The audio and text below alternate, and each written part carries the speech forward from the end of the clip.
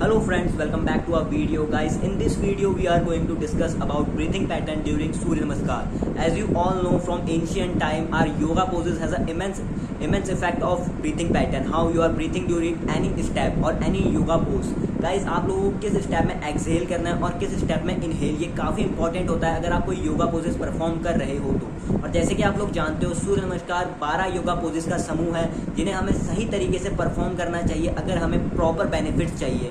तो सही तरीके से परफॉर्म करने में एक बहुत इंपॉर्टेंट स्टेप आता है जो कि है ब्रीथिंग पैटर्न। तो इस वीडियो में हम लोग उसी ब्रीथिंग पैटर्न के ऊपर बात करेंगे कि किस स्टेप में आप लोगों को सांस को बाहर छोड़ना है और किस स्टेप में आप लोगों को सांस को अंदर भरना है।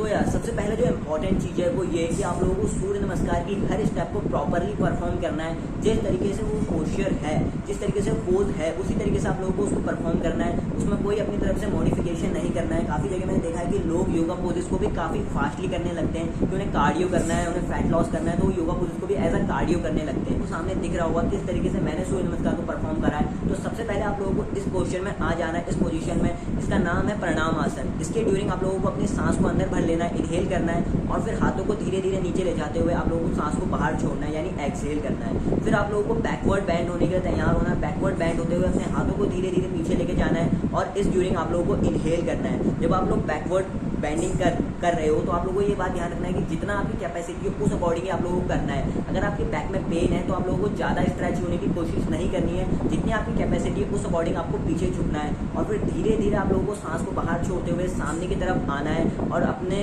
हाथों को नीचे की तरफ लेके जाना है। इस ड्यूरिंग आप लोगों को एक्सहेल करना है, अपनी सांसों को बाहर छोड़ना है। इस आसन को हम लोग बोलते हैं बाल हस्तासन और जो हमने इससे पहले किया था उसको हम लोग बोलते हैं हस्त उत्तान आसन। फिर इस ड्यूरिंग आप लोगों को एक्सहेल कर लेना है। फिर आप लोगों को अपने राइट लेग को पीछे लेके जाना है और लेफ्ट लेग को आगे ही रखना है। इस ड्यूरिंग आप लोगों को ध्यान रखना है कि जो आप लोगों का लेफ्ट लेग है वो गलत पोजीशन में ना जाए, तो वो स्ट्रेट रहे, सही रहे। और उस ड्यूरिंग आप लोगों को फिर धीरे से स्ट्रेच करते हुए अपनी एब्डोमिनल मसल को स्ट्रेच करना है और नेक को ऊपर लेके जाना है। इस ड्यूरिंग आप लोगों को इनहेल करना है। इसके दौरान आप लोगों की जो बैक, जो राइट लेग आप लोग पीछे लेके गए हो उसकी मसल स्ट्रेच होगी और आप लोगों की एब्डोमिनल मसल स्ट्रेच होगी।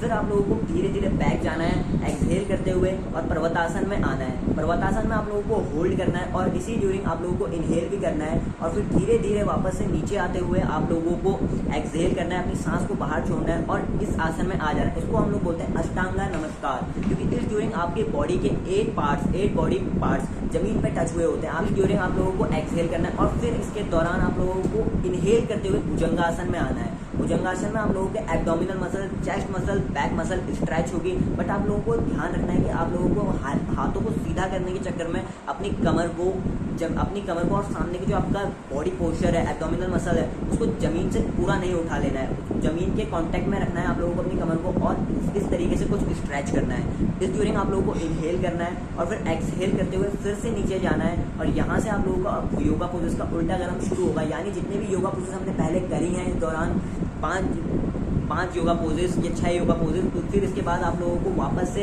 बैक जाते हुए उन्हीं 6 योगा पोजेस को परफॉर्म करना है। इस तरीके से आप लोगों के 12 योगा पोजेस हो जाएंगे सूर्य नमस्कार के। फिर से आप लोग जब पीछे जा रहे हो तो आप लोगों को इस ड्यूरिंग एक्सहेल करना है और पर्वतासन में आ जाना है। पर्वतासन में होल्ड करना है आप लोगों को और इस ड्यूरिंग इनहेल करना है। फिर एक्सहेल करते हुए अपने राइट लेग को आगे लेके जाना है। जो पहले हमने लेफ्ट लेग से किया था पोस्चर, वही आप लोगों को अब राइट लेग से परफॉर्म करना है और फिर से इनहेल करते हुए स्ट्रेच करना है। इससे आप लोगों का लेफ्ट लेग जो कि पीछे की तरफ है और एब्डोमिनल मसल वो दोनों स्ट्रेच होंगे। फिर आप लोगों को एक्सहेल करते हुए वापस से अपनी नॉर्मल पोजीशन में आना है। जैसे हमने पहले पाद हस्तासन बोला था, उसी योगा पोजीशन में आप लोगों को एक्सहेल करते हुए आना है। फिर खड़े होना है और बैकवर्ड बैंडिंग फिर से करनी है इनहेल करते हुए और फिर लास्ट में आप लोगों को फिर से प्रणाम आसन में आके जो सूर्य नमस्कार के एक आसन पूरे एक कंप्लीट हो गया है आप लोगों का सूर्य नमस्कार। इस तरीके से आप लोगों को ब्रीथिंग पैटर्न रखना है सूर्य नमस्कार के दौरान। और इस बात का आप लोगों को ध्यान रखना है कि आप लोगों को सूर्य नमस्कार की तरह ही परफॉर्म करना है। यानी उसमें आप लोगों को कोई फास्ट रेपिटेशन निकालने का कोई कॉम्पिटिशन नहीं है। आप लोगों को धीरे धीरे ही परफॉर्म करना है जो सही तरीका है, जिससे आप लोग